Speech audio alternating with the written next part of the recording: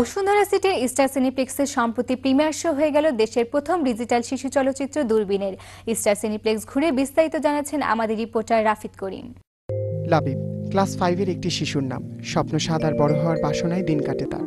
তবে একটু দুঃখ তার হৃদয়ের মাঝে বদ্ধমূল হয়ে তাড়িত করে। মা তার সবচেয়ে আপন। লাবিব ছোটবেলায় যাকে হারিয়েছে, তাই বড় হওয়ার পথে ধীরে ধীরে তার মা এসে স্মৃতির ডানায় ভর করে তার।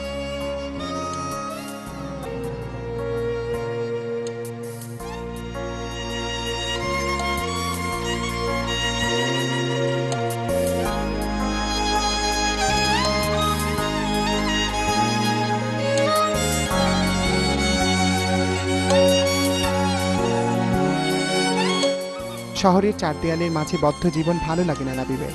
ব্যস্ত বাবার আদর স্নেহে থেকেও সুখ পাখি ধরা দেয় না লাবিবের কাছে। লাবিবের ইচ্ছে হয় স্বাধীনভাবে বাঁচার, মুক্ত পাখির মতো করে।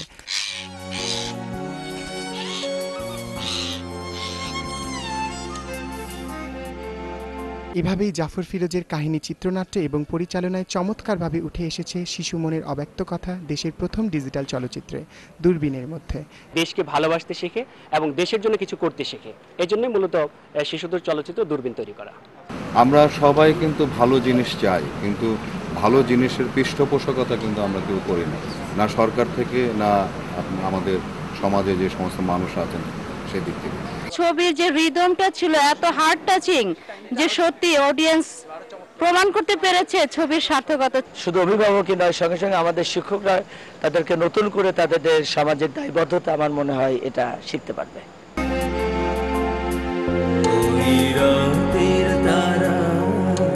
চাঁদের সাথে খেলা করে আকাশে, ওই রাতের তারা চাঁদের সাথে খেলা করে আকাশে। আমি একা জেগে আছি, তুমি নেই আমারই পাশে। রাফিদ করিম, দুরন্ত খবর, ঢাকা।